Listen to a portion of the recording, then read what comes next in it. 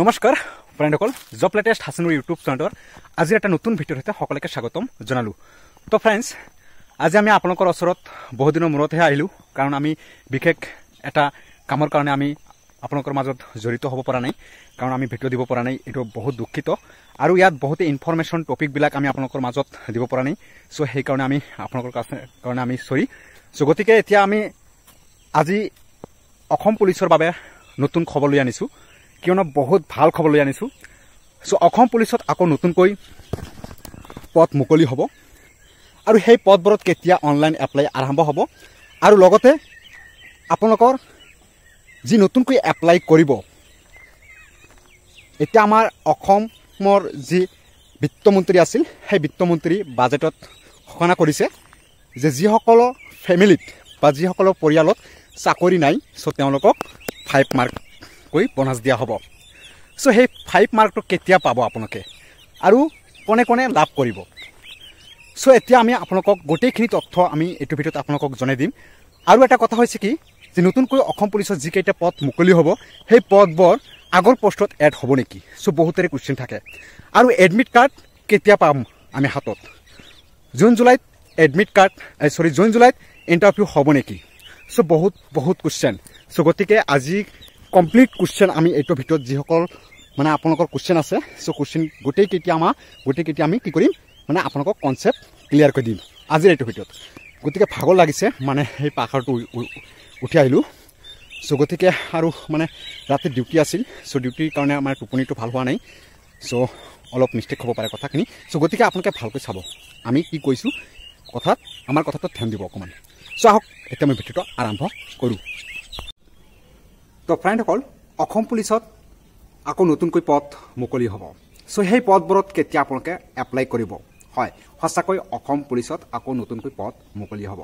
তো ফ্ৰেণ্ডসকল, এই পদবোৰত আপোনালোকে কেতিয়া এপ্লাই কৰিব পাৰিব, আৰু সেই পষ্টবিলাকত কোনে কোনে এপ্লাই কৰিব পাৰিব।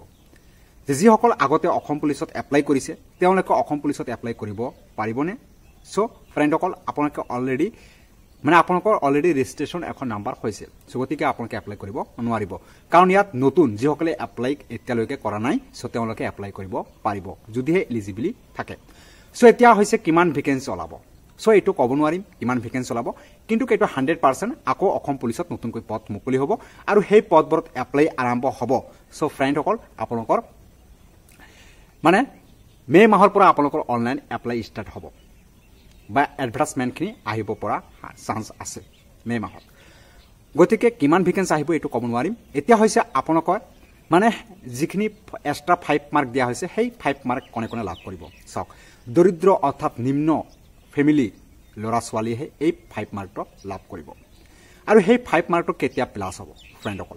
চ' সেই 5 মাৰ্কটো আপোনাৰ যেতিয়া আপোনালোকে ফিজিকেল দিবা বা ৰিটেন এক্সাম দিবা, তাৰ পিছতহে আপোনালোকৰ যেতিয়া ফাইনেল মেৰিট লিষ্ট হ'ব, তেতিয়া সেই 5 মাৰ্কখিনি এড কৰা হ'ব। চ' এতিয়া হৈছে কি কথাখিনি, যে অকল অসম পুলিচতে সেই 5 মাৰ্কখিনি দিয়া হ'ব নেকি। নহয় ফ্ৰেণ্ড, আপোনালোকে অসমৰ যিমানকেইটা গভ চাকৰি আছে বা গভ জব আছে, চ' প্ৰত্যেকটা ডিপাৰ্টমেণ্টত সেই 5 মাৰ্কটো দিয়া হ'ব। এতিয়া হৈছে যিসকলে অসম পুলিচত এপ্লাই কৰি থৈছে অলৰেডি, চ' তেওঁলোকে ৰানিং কৰি থাকোঁতে ভাগৰ লাগি গৈছে, বহুত চিন্তা হৈ আছে, টেনশ্যন হৈ আছে যে কেতিয়া এডমিট কাৰ্ড দিব, কেতিয়া আমালোকে ফিজিকেল হ'ব।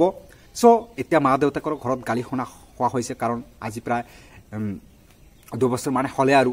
চ' এনেকা কৰি থাকোঁতে মানে এপ্লাই নহয়। চ' তাৰপিছত আকৌ এপ্লাই যদি কেলে আহিল, চ' এতিয়া প্ৰায় মানে 1 বছৰমান হ'লে আৰু, হয় নহয়, 1 বছৰমান হ'লে আৰু যে এপ্লাই হ'ল।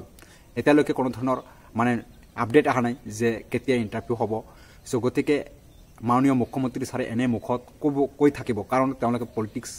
চ' তেওঁলোকক ক'বই লাগিব, যিকোনো চৰকাৰেই নহওক কিয়, মানে তেওঁলোকৰ এটা দায়িত্ব থাকে না, সেই দায়িত্ব অনুযায়ী মানে কথাটো কয়, কিন্তু কিবা কাৰণত হয়তো কিবা ডাঙৰ কামত সেই কামবিলাক মিষ্টেক হৈ যায়। গতিকে এইটো কথা আপোনালোকে কেতিয়াও মনত নাভাবিবা যে আমাৰ মামাই ক'লে এতিয়া কিয় নহয়। চ' এইবিলাক আপোনালোকে নহ'ব, কাৰণ পলিটিক্সৰ কথা এইবিলাক। চ' বিভিন্ন ধৰণৰ মানে কিবা কিবি মানে ঝামেলা আহে আৰু। গতিকে এতিয়া হৈছে আপোনালোকৰ যিখিনি আমাৰ মামাই কথাখিনি কৈছে যে আপোনালোকৰ জুন জুলাইত আপোনালোকৰ মানে ইণ্টাৰভিউখিনি আৰম্ভ হ'ব। চ' এইটো হোৱা চান্স আছে। গতিকে আমি এটা কথা আপোনালোকক ক'ম, কিয়নো যিহেতুকে আপোনালোকৰ ইলেকশ্যন আহি আছে গতিকে ইলেকশ্যনৰ পিছত যেতিয়া আপোনালোকৰ এতিয়াতো বডি ভাঙিলে আৰু চ' গতিকে ইলেকশ্যনৰ পিছত আপোনালোকৰ জিকাজিকি হ'ব কোনে জিকিলে তাৰপিছত আপোনালোকৰ সেই বডিখিনি আকৌ মানে বহিব তাৰপিছত চিলেকশ্যন কৰিব যে কোনটো পোষ্টত আপোনালোকৰ বা কি কি ডিপাৰ্টমেণ্টত মানে সেই পৰীক্ষাবিলাক পতা যায় চ' গতিকে বহুত এটা সময়ৰ কথা গতিকে আপোনালোকে এইটো ভাগৰি নাযাবা কাৰণ আপোনালোকে প্ৰিপাৰেশ্যন কৰি থাকক কাৰণ আপোনালোকৰ কাৰণে এইটো বহুত ভাল কাৰণ যিসকলে ফিজিকেলত একেবাৰে নৰ্মাল বা একেবাৰে কম চ' তেওঁলোকে ফিজিকেলত ভাল মাৰ্ক উঠাবৰ কাৰণে এইটো এটা চান্স গতিকে আপোনালোকে ভালকৈ প্ৰিপাৰেশ্যন কৰক ভালকৈ দৌৰক আৰু আপোনালোকে পঢ়া শুনাটো ভালকৈ কৰক গতিকে আপোনালোকৰ যিহেতুকে মানে এপ্লাই হৈছে যদিকে আপোনালোকৰ ইণ্টাৰভিউ হ'ব এইটো 100% গতিকে এইটো বছৰতে হ'ব মানে 2024 বছৰতে হ'ব গতিকে আপোনালোকে ভালকৈ ইণ্টাৰভিউখিনি দিব আৰু কথাখিনি হৈছে কি মানে এডমিট কেতিয়া পাব চ' আপোনালোকৰ এডমিটটো জুন অথবা জুলাইৰ ফাৰ্ষ্ট উইকতে পাব আৰু জুনৰ লাষ্ট উইকতে পাব পাৰে যদি এইটো মিষ্টেক হৈ যায়